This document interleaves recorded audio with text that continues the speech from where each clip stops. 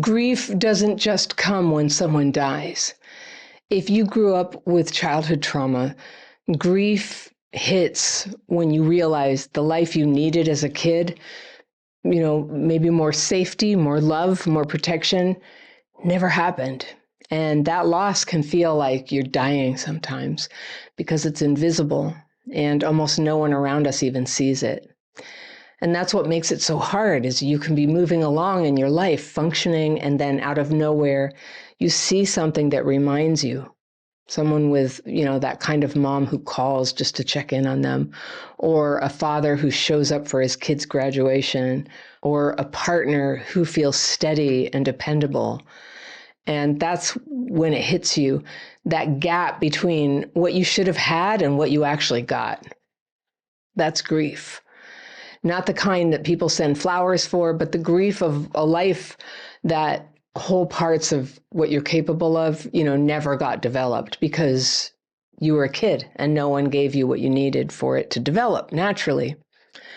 And it does hurt, I know. It can knock the wind out of you. But here's the thing. Feeling that grief is not the end of your story. It can be the start of your freedom. Grieving what you didn't get is brutal because it's not like one big loss that you can point to. It's 1,000 small losses, really. They just stack up day after day. Maybe no one taught you basic life skills. So when other people were learning how to drive or how to apply for college or manage money, you were just winging it. And maybe you never had someone cheering you on. So when you accomplish something today, it feels flat, like whatever you do, it just doesn't count. Or maybe you grew up in chaos, and now when you see other people with stable, healthy families, it hurts that, you're thinking, oh, that could have been me if someone had just done their job when I was a kid. That recognition is painful, and grief can feel bottomless because the losses keep showing up in adult life, in relationships, at work, in your health, in the way you isolate, if you haven't yet healed your trauma. The symptoms have a way of just rolling on and on. And yes, grief can tip into self-pity or rumination. And your mind, it grabs onto painful thoughts and replays them until you're exhausted. It's not because you're weak. It's because old pain, once it's triggered, can hijack your attention. So when grief comes, the challenge isn't to be above it. The challenge is to feel it without letting it run your decisions. Decisions like isolating, lashing out, or giving up. That's where the work is. So I got my heart broken once. Actually, my heart's been broken a few times. But this one time, it hit me so hard. It's such a loss. And I remember asking the guy, why? And he said basically that I had pushed too hard. And there was no room for the relationship to develop and reveal itself. And I was trying to rush it along, and I didn't seem to sense or care about him. And that, to me, that just seemed like, of course I did. I did care. It seemed to him like everything was about my agenda, and it was a turnoff. And at the time, I just thought he was wrong and that he had made a mistake. And that first wave of grief was just the loss of him, of the future I'd envisioned, of the way that I was around him. But it was years later when I was thinking about this, and when I had learned how all the abuse and neglect in my childhood had really done a number on my heart, on my thinking. And I saw how, back then during that particular breakup, I couldn't even imagine that someone would like me enough to come forward to me if I didn't make it happen. I couldn't imagine that somebody would put in at least half of the effort for a relationship to form. I thought if I didn't push for what I wanted in every part of my life, relationships, work, everything, I thought I would get nothing. And that is a childhood trauma wound from being neglected physically and emotionally and socially. Nobody did come to meet me a lot of the time. I was left on my own to deal with my emotions and pain and hardships as a kid. I definitely wasn't taught how to date, talk about winging it. And it hit me, this wall of the real grief of how I was basically raised feral. My mom was always drunk. My dad was in another state. And then when I was 15, he died. And my trauma-driven survival strategies that I was still holding on to made it impossible for me to avoid messing up relationships and opportunities. That was when I cried. Letting myself imagine for just a minute what life could have been like if my parents had been sober, and if they had stayed alive, and if they had stayed together, and if they had guided me in the ordinary ways that parents guide their kids, I'd have felt safe and loved in the world. I would approach dating as a way of getting to know someone and not just, making that person into my personal life raft. I wish I hadn't done that. And that's yet another kind of grief. I blew it. I've known every kind of grief, but here's what I know about this kind. When you feel the gravity of what you lost, what you never had, this kind of grief doesn't resolve by ignoring it, and it doesn't resolve just by talking about it. If you push it down, it comes out sideways in anger, guilt trips, in choices that hurt you, in relationships that drain you. And yet, if you talk about it endlessly, it can turn into a loop. You get temporary relief, maybe, but nothing changes. And so the way through is to recognize grief for what it is, a signal. It's pointing right at the places where you were left without what you needed and where you now have the chance to build something different. So you can think of grief not as a weight, but as a map. And here is what you need in your life. When grief for the life that you didn't get feels overwhelming, there are ways to work with it so that doesn't swallow your whole day. Now, you know me, I'm all about pen and paper or even a journal.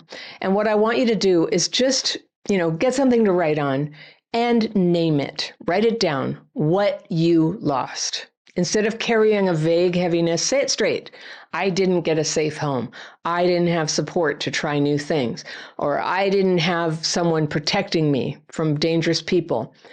When you name it, it stops being a foggy thing. It becomes something real that you can acknowledge and begin to move through.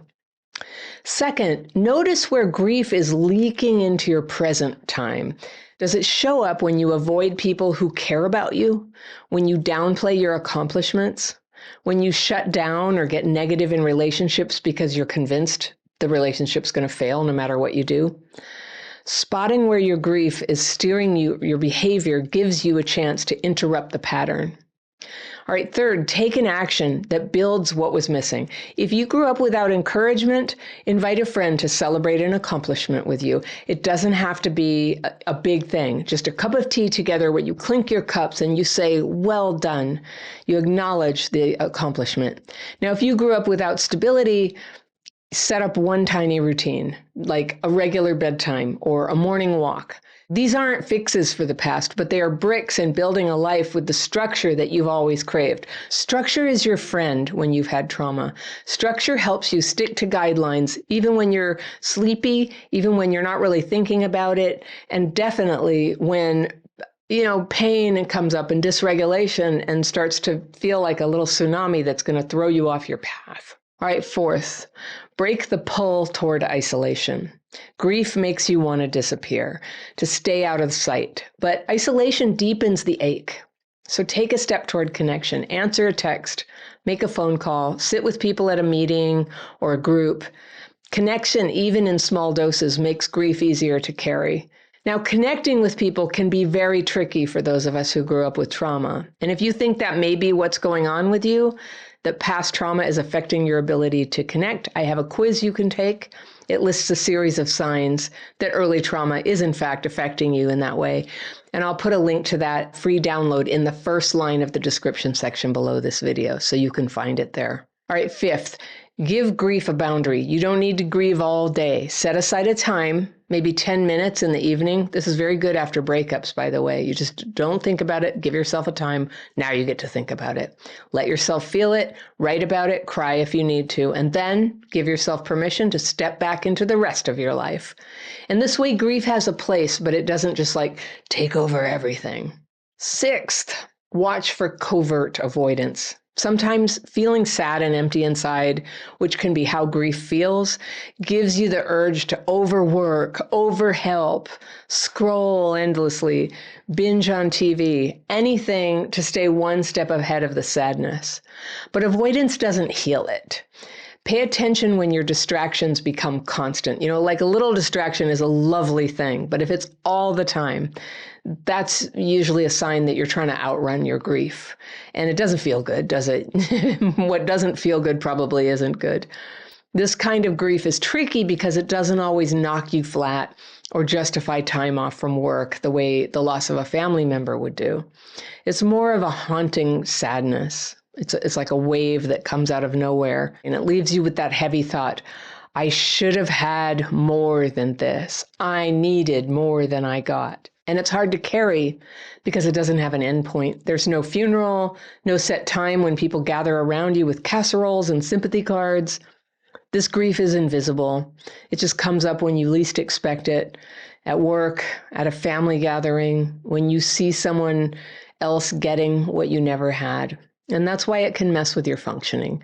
You can be moving along fine, and then a wave hits and suddenly you can't focus. You can't enjoy yourself. You don't feel like showing up. And all around you are little reminders of what you don't have.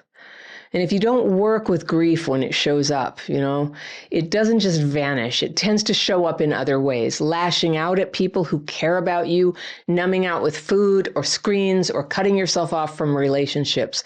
That's the real cost of unprocessed grief.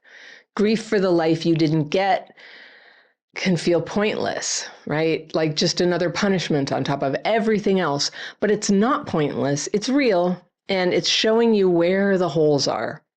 So that sadness you feel rises in the very places where something was missing. It shows you the edges of what you needed and you didn't get, not then. And for some people, that might be a longing for family closeness. And the grief cuts deepest when you see other people with that bond. And, you try to tell them, my family didn't have that. They never understand, do they? I know. I totally know. For others, it might be, when they hear somebody receiving encouragement. Every time you achieve something, instead of joy, there's that pang. Why does this feel empty? Or it might be stability. When things around you shift, you feel shaky in a way that goes beyond the situation. That's the honest part of grief. It lays bare the gaps. And once you see the gaps, you're not powerless anymore. You can start to build into them one step at a time, not to erase the grief, but to live differently going forward. So instead of thinking of grief as proof that you'll never catch up, see it as proof that you're alive to what matters. The numbness is gone. You can feel. And if you can feel, you can choose what to do next. Now, the thing that helped me process my grief and not be pulled down by a hypothetical version of my life that in reality never existed was my daily practice. And these are the twin techniques: a specific form of writing to release stuck thoughts and emotion, and a simple form of meditation that allows me every day to process and recover and rest from that storm that used to just rage in my emotions, draining me. My daily practice gives a healthy release to that and leaves nice, fresh mental and emotional space to have new ideas and new experiences to enjoy present time and to build the life I want. And I'm happy to share those techniques with you. I've got a free course that you can access right now. If you take the course, you can come to free calls with me and my team every week, and we'll do the techniques with you, and I take questions. It's called the Daily Practice, and I'll put a second line in the description section below where you can click on that and take the course like right away. It's just like that. You'll know how to do this technique in less than an hour. If you're grieving the life that you didn't get, I want you to know it's okay. It means you're awake to what happened and you're carrying the feelings that come with it. That grief may never disappear completely, but it doesn't have to rule your life. You can feel it and still move forward. You can build pieces of what was missing: connection, people you trust, stability, love and encouragement, money.